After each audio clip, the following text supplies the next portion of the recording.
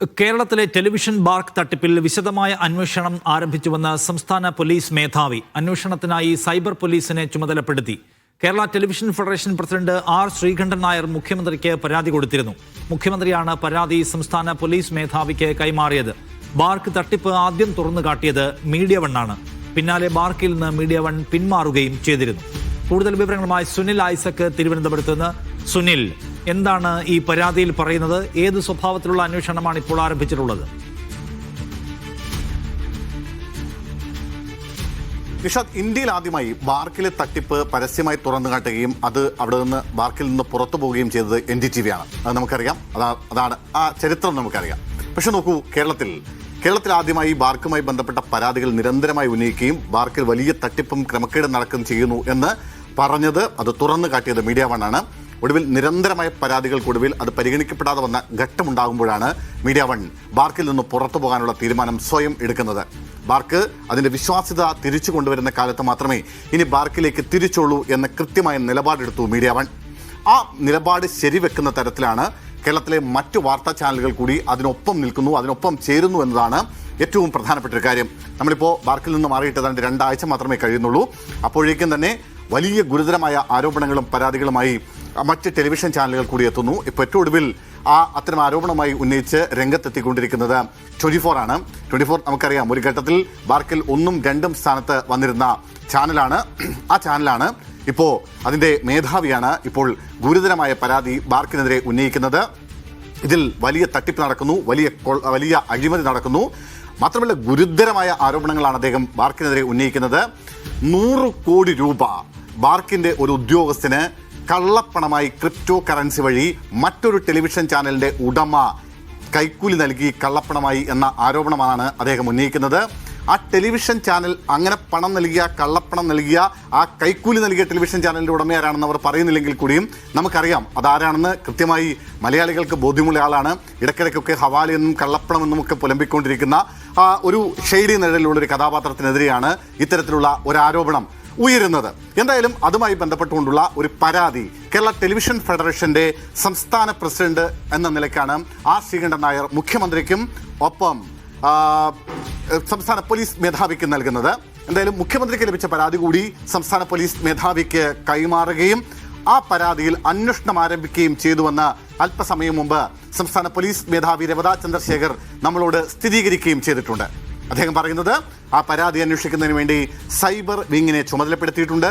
അതിലൊരു പ്രത്യേക ടീമിനെ ആ അന്വേഷണത്തിന് വേണ്ടി നിയോഗിച്ചിരിക്കുന്നു എന്നാണ് സംസ്ഥാന പോലീസ് മേധാവി നമ്മളോട് അല്പസമയം മുമ്പ് പറഞ്ഞത്.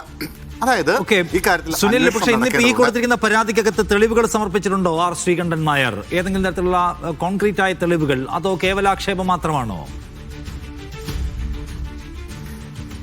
ഈ അഴിമതി നടത്തി എന്ന് പറയുന്ന, അല്ലെങ്കിൽ കൈക്കൂലി വാങ്ങി എന്ന് പറയുന്ന ഉദ്യോഗസ്ഥനുമായി നടത്തിയ ചില വാട്സപ്പ് ചാറ്റുകളുടെ വിശദാംശങ്ങൾ അടക്കമാണ് ഈ പരാതി സംസ്ഥാന പോലീസ് മേധാവിക്കും മുഖ്യമന്ത്രിക്കും നൽകിയിരിക്കുന്നത് എന്ന വിവരമാണ് നമുക്ക് ലഭിക്കുന്നത്. മാത്രവുമല്ല, ഈ കറൻസി ഇടപാടുകൾ, അതായത് ചില ബാങ്ക് അക്കൗണ്ടുകൾ ത്രൂ, ചില ആളുകളുടെ ബാങ്ക് അക്കൗണ്ട് ത്രൂ ആണ് ഈ ക്രിപ്റ്റോ കറൻസി ഇടപാടുകൾ നടന്നിട്ടുള്ളത്. അതിൻ്റെ തെളിവുകൾ അടക്കമുള്ളവ നൽകിയിട്ടുണ്ട് എന്ന വിവരം കൂടി ലഭിക്കുന്നുണ്ട്. എന്തായാലും ഇതിൻ്റെയൊക്കെ അടിസ്ഥാനത്തിൽ കൃത്യമായ അന്വേഷണം വേണമെന്നൊരു ആവശ്യമാണ് ആർ ശ്രീകണ്ഠൻ നായർ മുന്നോട്ട് വയ്ക്കുന്നത്. അദ്ദേഹം പറയുന്നത് ഇത് മാത്രമല്ല, പല തരത്തിലുള്ള തട്ടിപ്പ് നടക്കുന്നുണ്ട്. ബാർക്കിൽ മാത്രമല്ല, ബാർക്കുമായി ബന്ധപ്പെട്ട് 100 കോടി രൂപ അഴിമതി കൈക്കൂലി നൽകി ബാർക്കിനെ സ്വാധീനിക്കാൻ ശ്രമിക്കുന്നു. ഒപ്പം യൂട്യൂബ് അടക്കമുള്ള സോഷ്യൽ മീഡിയ പ്ലാറ്റ്ഫോമുകളിൽ വോട്ടിംഗ് ഉപയോഗിച്ചുകൊണ്ട് വലിയ തോതിൽ പ്രേക്ഷകരുണ്ടെന്ന് കാണിക്കാനുള്ള തട്ടിപ്പ് നടത്തുന്നു. മാത്രമല്ല, ചില ലാൻഡിംഗ് ചാനലായി ചില കേബിൾ ഓപ്പറേറ്റർമാരെ സ്വാധീനിച്ചുകൊണ്ട് കോടിക്കണക്കിന് രൂപ നൽകി ലാൻഡിംഗ് ചാനൽ സ്ഥാനം ഏറ്റെടുക്കുന്നു. അങ്ങനെ നിരവധിയായ ആരോപണങ്ങൾ ഒരു ചാനലിനെതിരെ ആർ ശ്രീകണ്ഠൻ നായർ ഉന്നയിക്കുന്നുണ്ട്. അതിൽ അന്വേഷണം വേണമെന്നാണ് അദ്ദേഹം പറയുന്നത്. ഇതിനൊക്കെ കോടിക്കണക്കിന് രൂപയാണ് ഇതുമായി ബന്ധപ്പെട്ടുള്ള ഇടപാടുകൾക്ക് വേണ്ടി മുടക്കിയിരിക്കുന്നത്. അത് സംബന്ധിച്ച് കേവലമായ ഒരു അന്വേഷണം എന്ന് പറഞ്ഞാൽ അതിനപ്പുറത്തേക്ക് ഈ പണത്തിന്റെ ഉറവിടം അടക്കം അന്വേഷിക്കണം എന്നതാണ് കൃത്യമായി പറഞ്ഞാൽ വേണ്ടത്. എന്തായാലും നിലവിലെ പരാതിയിൽ പറയുന്നത് ഇതിൽ ഈ ഇടപാടിൽ നടന്നിട്ടുള്ള തട്ടിപ്പ് എന്താണെന്ന് കൃത്യമായി അന്വേഷിക്കണമെന്നാണ്. എന്തായാലും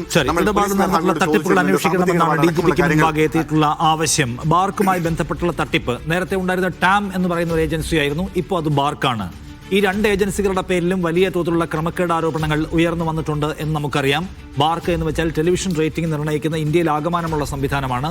ഓരോ വ്യാഴാഴ്ചയും ബാർക്ക് റേറ്റിംഗ് പുറത്തു വരുമ്പോൾ ആ റേറ്റിംഗ് വെച്ചിട്ടാണ് ആ ആഴ്ചയിലും മാസത്തിലും ഒക്കെ അതത് ചാനലുകൾക്ക്, എന്റർടൈൻമെന്റ് ചാനലായാലും ന്യൂസ് ടെലിവിഷനായാലും എല്ലാം അവരുടെ പ്രധാനപ്പെട്ട കച്ചവടത്തിനുള്ള കറൻസി എന്ന് വിളിക്കാവുന്നതാണ്. ഞങ്ങൾ ബാർക്കിൽ ഇത്രാം സ്ഥാനത്തുണ്ട്, ഞങ്ങൾ റേറ്റിംഗിൽ ഇത്രാം സ്ഥാനത്തുണ്ട്, ഏറ്റവും കൂടുതൽ ആളുകൾ കാണുന്നത് ഞങ്ങളെയാണ് എന്ന് പറഞ്ഞുകൊണ്ട് പ്രധാനപ്പെട്ട ക്ലയൻസിൽ നിന്ന്, പ്രധാനപ്പെട്ട സ്ഥാപനങ്ങളിൽ നിന്നൊക്കെ പരസ്യം വാങ്ങിക്കാൻ കഴിയുക. പരസ്യത്തിലൂടെയാണല്ലോ ഈ ചാനലുകളൊക്കെ നിലനിൽക്കുന്നത്. അപ്പോൾ പരസ്യ വരുമാനത്തിനുള്ള ഏറ്റവും പ്രധാനപ്പെട്ട മാർഗം എന്ന നിലയ്ക്കാണ് ബാർക്കിനെ അല്ലെങ്കിൽ പഴയ ടാമിനെ നാം കാണേണ്ടുന്നത്. അപ്പോൾ അതിനകത്ത് വലിയ തട്ടിപ്പ് നടക്കുന്നു, വലിയ തോതിലുള്ള ക്രമക്കേട് നടക്കുന്നു എന്ന ആക്ഷേപം എത്രയോ കാലമായിട്ടുണ്ട്. നേരത്തെ സുനിൽ തന്നെ ചൂണ്ടിക്കാണിച്ച പോലെ NDTV ഒരു ഘട്ടത്തിൽ നിന്ന് ഇറങ്ങിപ്പോവുകയും പിന്നീട് അവർ തിരിച്ചു വരികയുമാണ് ചെയ്തിട്ടുള്ളത്. ഒരു ഘട്ടത്തിൽ വലിയ തട്ടിപ്പ്, അതായത് ദേശീയ തലത്തിൽ പ്രവർത്തിക്കുന്ന ഒരു ഹിന്ദി ഇംഗ്ലീഷ് ചാനലുള്ളൂ റിപ്പബ്ലിക്കിന് വേണ്ടി ഒരു കാലത്ത് റിപ്പബ്ലിക് നിരന്തരമായി ആഘോഷിച്ചുകൊണ്ടിരുന്നു we are the number 1 channel in India എന്ന്. അപ്പോൾ അതിനെക്കുറിച്ചൊരു അന്വേഷണം പുറത്തു വന്നത് ഒരിക്കൽ പോലും റിപ്പബ്ലിക് കാണാത്ത ആളുകളുടെ വീടുകളിൽ പണം കൊടുത്ത് ഈ ചാനൽ ഫുൾ ടൈം വെച്ചിരിക്കുകയാണ്. ഇപ്പോൾ എല്ലാ വീട്ടിലും ഫുൾ ടൈം വെച്ചിട്ട് കാര്യമില്ല. ഈ ബാർക്ക് വീടുകളിൽ മീറ്ററുകൾ സ്ഥാപിച്ചിട്ടുണ്ട്. കേരളത്തിൽ 80 ലക്ഷത്തോളം ടെലിവിഷൻ സെറ്റുകളുണ്ടെന്ന് പറയുന്നു. പക്ഷെ 1000-ൽ താഴെയോ അല്ലെങ്കിൽ 1000-ന്റെ പരിസരത്തോ മാത്രമേ അവർക്ക് മീറ്ററുകൾ വീടുകളിൽ സ്ഥാപിച്ചിട്ടുള്ളൂ.